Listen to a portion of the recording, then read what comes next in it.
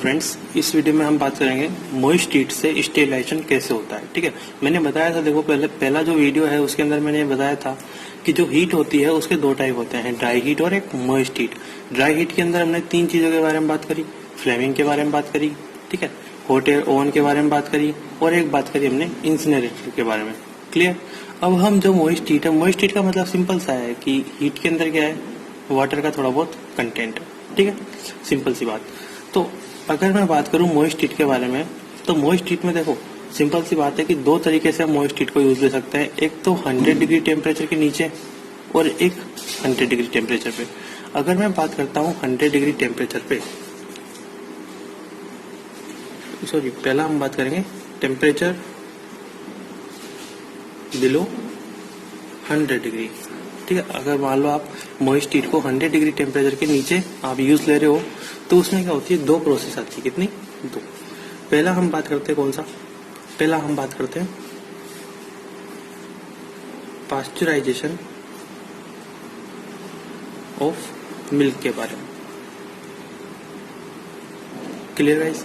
देखो pasteurisation of milk आपको पता होगा क्या होता है। सिंपल सी बात है, जब हम मिल्क का पास्चराइजेशन करते हैं तो उसमें क्या होती है, दो मेथड होती है। ठीक है, दो मेथड से जो है पास्चराइजेशन किया जाता है मिल्क का। दो मेथड कौन कौन सी होती है? दो मेथड कौन सी? एक होती है हमारे पास कौन सी, होल्डर मेथड,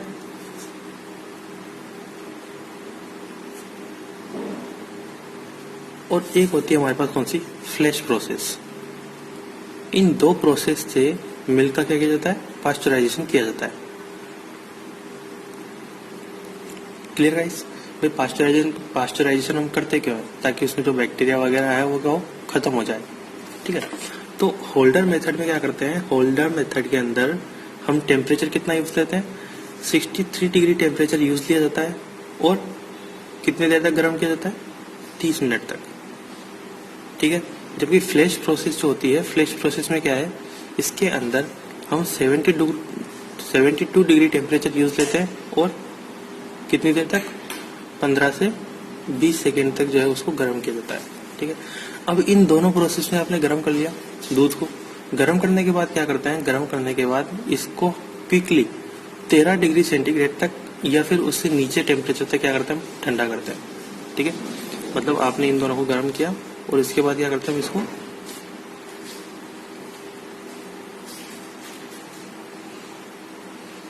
जो मिल्क है उसको क्या करते हैं, ठंडा करते हैं। Cooling quickly to 13 degree temperature और लोअर, उससे कम या 13 डिग्री टेम्परेचर पे क्या करते हैं, ठंडा करते हैं। इससे क्या होता है कि कई सारे जो बैक्टीरिया होते हैं, ठीक है, नॉन स्पोरिंग बैक्टीरिया जैसे कि माइक्रोबैक्टीरिया रहा, साल्मोनेला रहा, वो क्या होते हैं, खत्म हो जाते हैं। बट एक चीज ध्यान रखना कि एक बैक्टीरिया होता है जिसको हम बोलते हैं कोक्सिएला बर्नेटी। इतनी सारी चीजें याद करने की जरूरत नहीं है।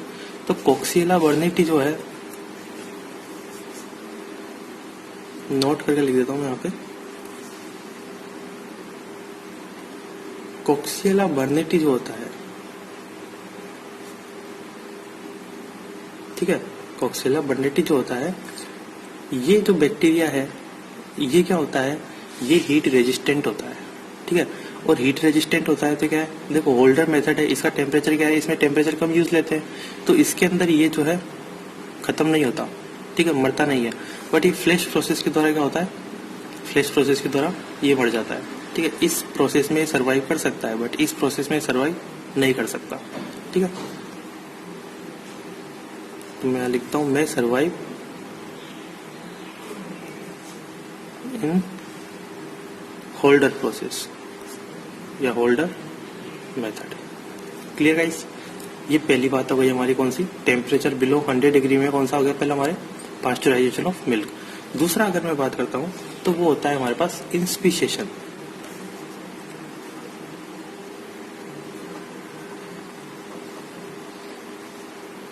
देखो जो इंस्पीशिएशन होता है, इसके द्वारा क्या होता है, इंस्पीशिएशन के द्वारा हम किसका स्टेरिलाइजेशन करते हैं, ये चीज ध्यान रखना, बहुत इंपॉर्टेंट है। एलजे मीडिया जो होता है, लोवेंस्टीन जेनसन मीडिया जो होता है, और एक होता है लोएफ्लर सीरम। लोवेंस्टीन जेनसन मीडिया मतलब एलजे मीडिया, और एक क्या होता है लोएफ्लर सीरम। इन दोनों का स्टेरिलाइजेशन किसके द्वारा किया जाता है? इंस्पिरेशन के द्वारा किया जाता है। ठीक है, तो एलजे मीडिया जिसको हम बोलते हैं Lowenstein Jensen media, Lowenstein Jensen media and Loeffler serum. ठीक है, इन दोनों का क्या जाता है? स्टेरिलाइजेशन किया जाता है। और देखो ये जो इंस्पिरेशन, ये जो प्रोसेस होती है, इसके अंदर क्या होता है? इसके अंदर हमें कितना टेम्परेचर रखना पड़ता है? इसके अंदर हमें 80 to 85 डिग्री टेम्परेचर रखना पड़ता है। 80 to 85 डिग्री टेम्परेचर कितनी देर के लिए? फॉर हाफ एन आवर के लिए। ठीक है, और ये जो प्रोसेस है मतलब इतनी देर तक हमें गर्म करना पड़ता है। ठीक है, इतना टेम्परेचर रखना पड़ता है इतने टाइम के लिए। ये हमें 3 कॉन्सेक्यूटिव डेज के लिए करना पड़ता है। ठीक है, मतलब लगातार 3 दिनों तक आप ऐसे करोगे तो इससे क्या होगा? ये जो एलजे मीडिया है लोएफ्लर सीरम में क्या होंगे? स्टेरिलाइज हो जाएंगे। Clear? For 3 successive days. Clear guys? ये हमारे पास समझ गया इंस्पिरेशन क्या होता है। अब मैं इसके अंदर आपको 2 चीज और बता रहा हूँ, वो एक्स्ट्रा में याद रखना, आप नोट करके बता रहा हूँ यहाँ पे। ठीक है, देखो जो बैक्टीरियल वैक्सीन होती है, ठीक है, वैक्सीन जो होती है उन वैक्सीन को स्टेरिलाइज करने के लिए क्या करते हैं हम? स्पेशल वैक्सीन बाथ आते हैं। क्या आते हैं? वैक्सीन बाथ आते हैं। उन वैक्सीन बाथ जो होते हैं उनके अंदर हमें 60 डिग्री टेम्परेचर पे 1 आवर के लिए रखना पड़ता है। ठीक है, तो बैक्टीरियल वैक्सीन की हम बात कर रहे हैं, तो बैक्टीरियल वैक्सीन जो है इसके लिए क्या करना पड़ता है? इसके लिए स्पेशल से क्या होते हैं? वैक्सीन बाथ आते हैं। और ये जो वैक्सीन बाथ है, इन वैक्सीन बाथ में कितनी देर तक? 60 डिग्री टेम्परेचर पे 1 आवर के लिए। Clear guys? इतनी देर तक रखना पड़ता है, तब जाकर के स्टेरिलाइज होती है। और दूसरी बात, अगर मैं बात करता हूँ कि मान लो सीरम या बॉडी फ्लूइड है हमारे पास, ठीक है, उसको क्या करना है? स्टेरिलाइज करना है। तो उसको स्टेरिलाइज करने के लिए क्या करते हैं कि जो वाटर बाथ होता है, ठीक है, उसके अंदर हम 56 डिग्री टेम्परेचर पे 1 घंटे के लिए रखते हैं। क्लियर? तो सीरम एंड बॉडी फ्लूइड की अगर मैं बात करता हूँ, जिसमें क्या होते हैं? प्रोटीन्स होते हैं, फ्लूइड। ठीक है, सीरम और बॉडी फ्लूइड की अगर हम बात करें तो इसके लिए क्या है? इसके लिए हम वाटर बाथ का यूज करते हैं।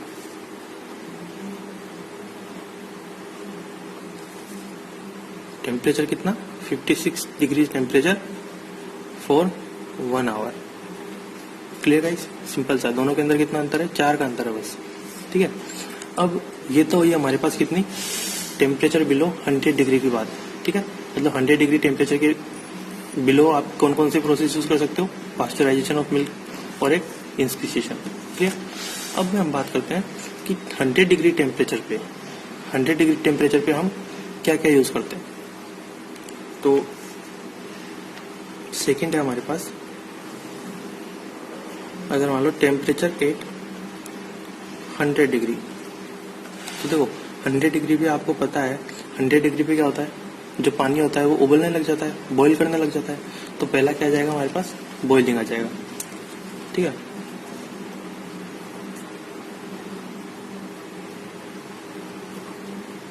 ठीक है गाइस।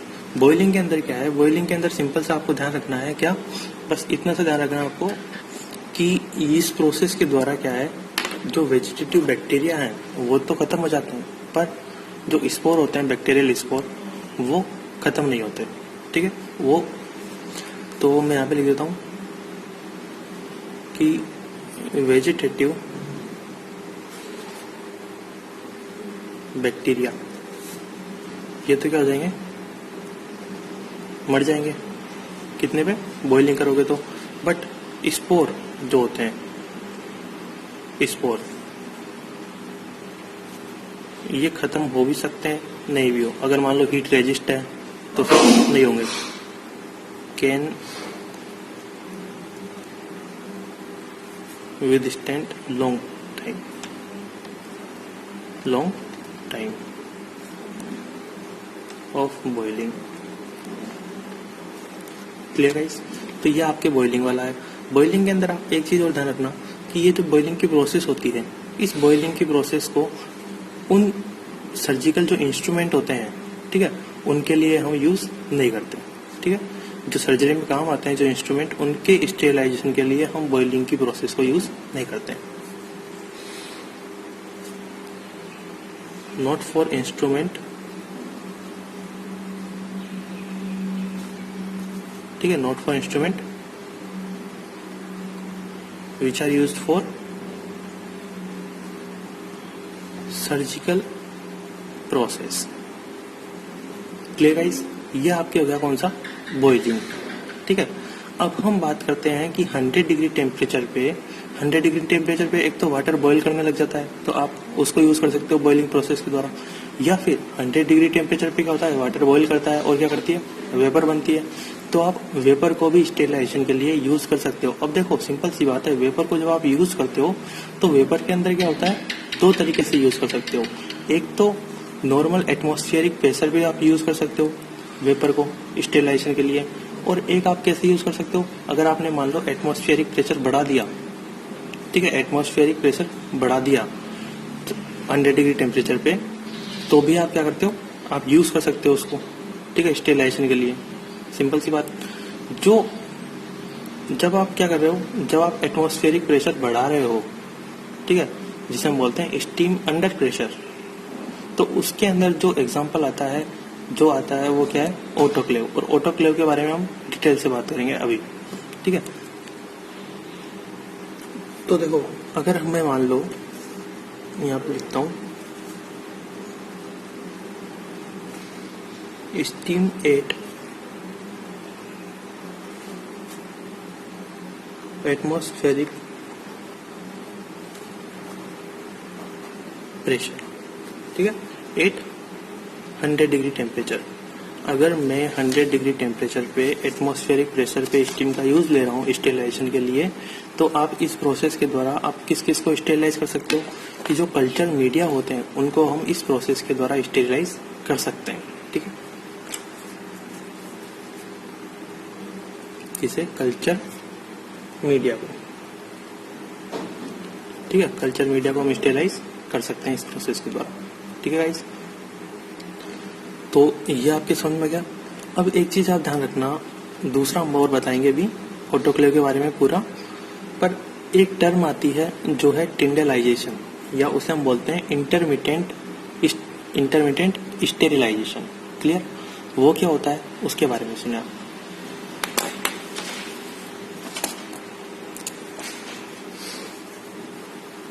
मैं नोट करके लिखता हूँ यहाँ पे,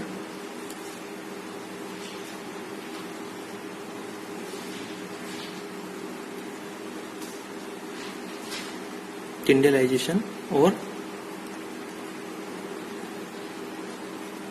इंटरमिटेंट स्टेरिलाइजेशन।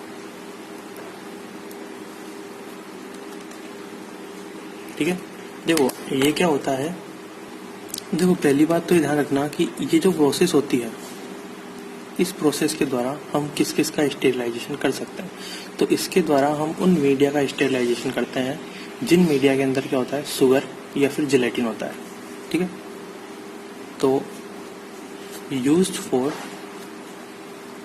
मीडिया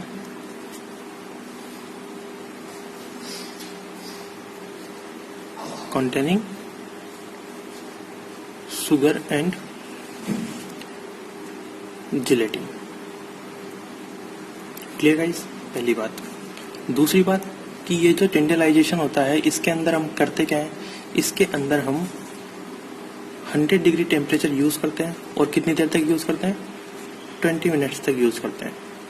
ठीक है, सेम उसी की तरह जैसे कि हमने इंस्पिरेशन के अंदर पढ़ा था, कितने दिनों के लिए, ऑन 3 सक्सेसिव डेज के लिए, मतलब 3 कंटिन्यूस डेज के लिए हम क्या करते हैं, इसको यूज करते हैं, 3 सक्सेसिव डेज। क्लियर? इसका प्रिंसिपल क्या है? इसका मानना यह है, ये जो मेथड है, इस मेथड में ये माना जाता है प्रिंसिपल की अगर हम बात करें कि जो पहला आप एक्सपोजर दे रहे हो, मतलब पहले दिन आप क्या कर रहे हो, जो ये प्रोसेस कर रहे हो, उस प्रोसेस में क्या होता है कि वेजिटेटिव बैक्टीरिया जो है वो खत्म हो जाते हैं, और बाद में जो दूसरे और तीसरे दिन आप जो एक्सपोजर दे रहे हो हीट का, उसके अंदर क्या होता है कि जो बचे कुछ स्पोर्स हैं, वो स्पोर क्या होते हैं, वो खत्म हो जाते हैं। क्लियर? तो फर्स्ट एक्सपोजर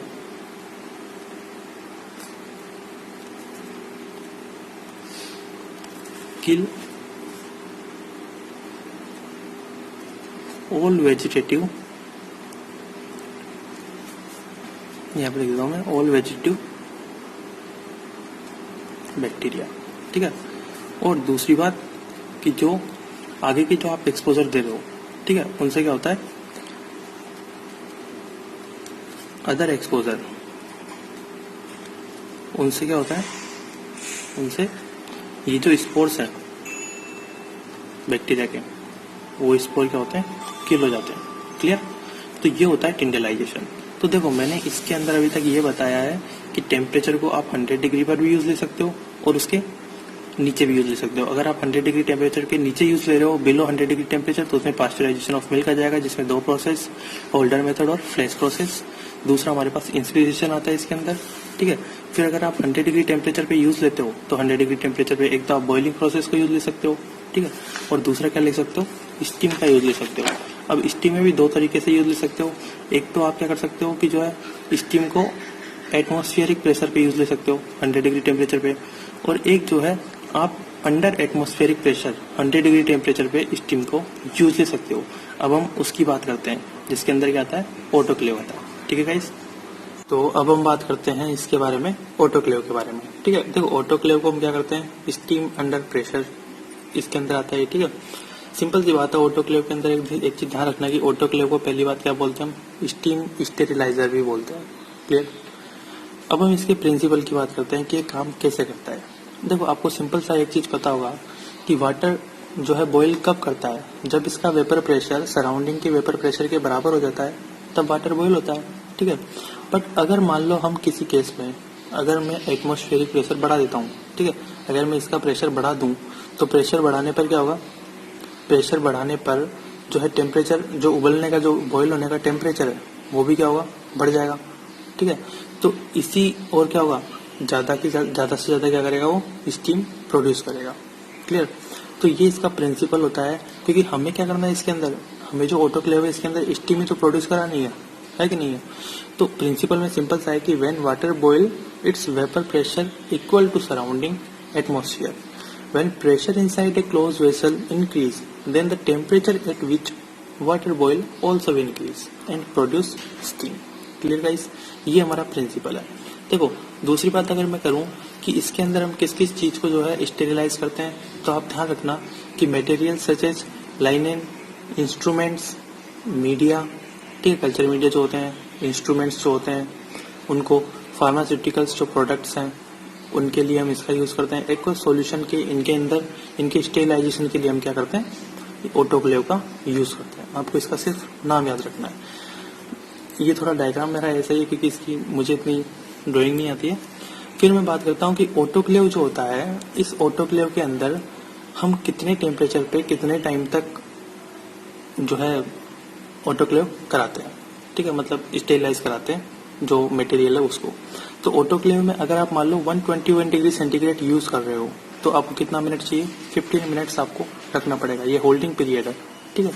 अगर 126 डिग्री टेम्परेचर यूज ले रहे हो तो 10 मिनट्स के लिए, और अगर आप 134 डिग्री सेंटीग्रेड यूज ले रहे हो तो इसमें कितना, 3 मिनट्स के लिए आपको होल्ड करना पड़ेगा। ठीक है गाइस? अब देखो, ऑटोक्लेव जो होता है, ऑटोक्लेव क्या होता है, 2 टाइप का होता है। कितने टाइप का होता है, 2 टाइप का होता है। एक होता है ग्रेविटी डिस्प्लेसमेंट ऑटोक्लेव, और एक होता है कौन सा, हाई वैक्यूम स्टेरिलाइजर। देखो, ये जो हाई वैक्यूम स्टेरिलाइजर है, इसके डिसएडवांटेज नहीं होते हैं, इसके 1-2 डिसएडवांटेज होते हैं जो मैं आपको भी बताऊंगा। ठीक है? इसका कोई भी डिसएडवांटेज नहीं होता है। और एक पॉइंट आता है इसके अंदर स्टेरिलाइजेशन कंट्रोल के बारे में। स्टेरिलाइजेशन कंट्रोल, जैसे मैंने आपको हॉट एयर ओवन के अंदर बताया था, फिजिकल, केमिकल और एक कौन सा था, बायोलॉजिकल। तो स्टेरिलाइजेशन कंट्रोल जो होता है, जो स्टेरिलाइजेशन को कंट्रोल करते हैं, ठीक है। तो देखो फिजिकल इसमें सेम होता है, वही थर्मोकपल्स होता है जैसा कि वहाँ पे होता है, जो क्या करता है, जो टेम्परेचर है उसकी मॉनिटरिंग करने का काम करता है। केमिकल्स के अंदर वही क्या जाएगा, ब्राउन ट्यूब आ जाएगी, ठीक है, same as hot air oven, ठीक है। बट इसके अंदर एक चीज ध्यान रखना, इसके अंदर जो बायोलॉजिकल कंट्रोल का हम यूज करते हैं वो थोड़ा डिफरेंट होता है किससे, जो हॉट एयर ओवन है उससे। इसके अंदर क्या करते हैं कि जो हम बैक्टीरिया का यूज लेते हैं वो बैक्टीरिया कौन सा है, इसके अंदर जियोबैसिलस स्टीरियोथर्मोफिलस जो बैक्टीरिया है उसका यूज लिया जाता है, ठीक है, बायोलॉजिकल कंट्रोल के अंदर। जबकि अगर मैं बात करूँ हॉट एयर ओवन के अंदर, तो हॉट एयर ओवन में हम क्या करते थे, क्लोस्ट्रीडियम टिटेनी का यूज करते थे, बैसिलस सबटिलिस का यूज करते थे, नाइकर का यूज, उनके जो हीट रेजिस्टेंट स्पोर थे उनका हम यूज करते थे। Clear guys? तो आपको इतना ध्यान रखना है। अब मैं इसकी स्ट्रक्चर के बारे में बता रहा हूँ, ठीक है। देखो मेरा ये डायग्राम इतना अच्छा नहीं है, पर आप थोड़ा सा समझने की कोशिश करना। देखो इसमें क्या होता है, सिंपल सी बात है, ये कंटेनर सा होता है, ठीक है, क्लोज कंटेनर होता है, जिसके अंदर क्या होता है, जिसके अंदर हीटिंग एलिमेंट होता है, मतलब यहाँ पे क्या होता है, हीटर टाइप से लगा होता है, ठीक है, जो क्या करता है, इलेक्ट्रिसिटी से हीट प्रोड्यूस करता है। क्लियर?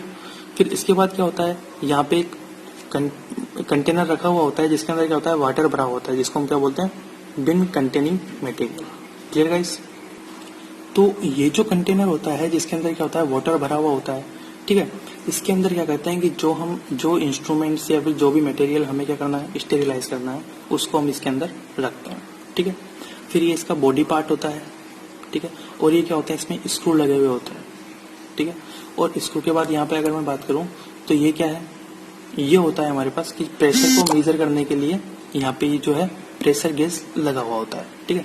और इसमें क्या होता है, दो वाल्व होते हैं, एक होता है सेफ्टी वाल्व और एक होता है कौन सा, रिलीज वाल्व, ठीक है। काम कैसे करता है, आपको स्ट्रक्चर देख के पता चल रहा होगा ये काम कैसे करता है, कि पहले क्या करते हैं हम, पहले जो है इलेक्ट्रिसिटी से इसमें हीट प्रोड्यूस करते हैं, तो वाटर क्या होता है, बॉईल करने लगता है। जब वाटर बॉईल करने लगता है तो इसके अंदर जो कुछ एयर भरी हुई है वो एयर इस स्टीम के साथ, और ये क्या करेगा, स्टीम प्रोड्यूस करेगा। तो ये दोनों क्या होंगे, जो एयर है और जो स्टीम है, ये दोनों क्या होंगे, मिक्स होने लग जाएंगे। और ये मिक्स होने लग जाएंगे तो इसको क्या करते हैं हम, सबसे पहले कि जो ये रिलीज वाल्व है, उस रिलीज वाल्व से क्या करते हैं हम, ये जो एयर और जो स्टीम का मिक्सचर है उसको क्या करते हैं हम, बाहर कर देते हैं कंटेनर से। Clear guys? अब जब ये बाहर हो गया पूरा एयर और स्टीम का मिक्सचर, इसके बाद क्या करते हैं, इसको एक फिक्स टेम्परेचर पे ले जाते हैं, ठीक है। अगर मान लो आपको जो है ऑटोक्लेव में 121 डिग्री सेंटीग्रेड पे 15 मिनट तक जो है आपको स्टेरिलाइज करना है, तो हम क्या करें, हमने सबसे पहले इसको 121 डिग्री सेंटीग्रेड तक ले गए, ठीक है, सेट करके। और क्या करते हैं, फिर टाइम काउंट करते हैं, मतलब जिसको हम क्या बोलते हैं, होल्डिंग पीरियड जो होता है उसको क्या करते हैं, काउंट करते हैं, ठीक है। और उसके बाद क्या करते हैं कि जैसे सपोज दैट हमने 121 डिग्री सेंटीग्रेड पे 15 मिनट तक जो है हमें स्टेरिलाइज कराना था, तो हमने जो है 15 मिनट तक इसको स्टेरिलाइज कराया। उसके बाद क्या करते हैं, उसके बाद इसको थोड़ी देर मतलब जो है हीट देना बंद कर देते हैं और इसको क्या करते हैं, थोड़ी देर रख देते हैं, तब जब तक कि ये ठंडा ना हो जाए, ठीक है, ये कंटेनर ठंडा नहीं हो जाए। अगर सपोज दैट आपने इसको हैंड टू हैंड क्या कर दिया, खोल दिया, इसके ढक्कन को क्या कर दिया, खोल दिया, तो क्या होगा, ब्लास्ट हो सकता है, ठीक है, ये चीज ध्यान रखना। तो हम ठंडा होने तक रखते हैं और फिर खोल करके इसको जो इंस्ट्रूमेंट होते हैं या फिर जो भी हैं, जो आइटम है आपने जो भी स्टेरिलाइज करने के लिए रखा है, वो क्या होता है, उसको बाहर निकाल लेते हैं। तो इसके अंदर सबसे एक डिसएडवांटेज क्या होता है, एक डिसएडवांटेज इसका ये होता है कि जो आपने मटेरियल यूज लिया है वो स्टेरिलाइज करने के बाद क्या होगा, मॉइस्ट रह जाएगा। सिंपल सी बात है यार, जो है स्टीम का यूज कर रहे हो आप, ठीक, तो बाहर निकालने के बाद भी क्या होगा, वो मॉइस्ट ही बना रहेगा। तो ये इसका डिसएडवांटेज है। इस वजह से हम क्या करते हैं कि इस स्टेरिलाइजर की जगह हम किसका यूज करते हैं, ऑटोक्लेव की जगह हम, इस नॉर्मल ऑटोक्लेव की जगह हम किसका यूज करते हैं, हम वैक्यूम स्टेरिलाइजर का यूज करते हैं, ठीक है, या वैक्यूम ऑटोक्लेव का यूज करते हैं, ठीक है गाइस। तो ये आपके जो है, मैंने इसमें पूरी मैकेनिज्म यहाँ पे लिखी नहीं है, आपको बता दी है, सिंपल सा आपको डायग्राम से थोड़ा बहुत आइडिया लग जाएगा, अदरवाइज ये वीडियो थोड़ा लंबा हो जाता, ठीक है गाइस। तो thank you watching for this video. अगर आपको ये वीडियो अच्छा लगा है तो आप प्लीज़ चैनल को सब्सक्राइब करें, लाइक करें वीडियो को, और प्लीज़ कमेंट करके बताएं और अपने फ्रेंड्स के साथ शेयर करें। Thank you.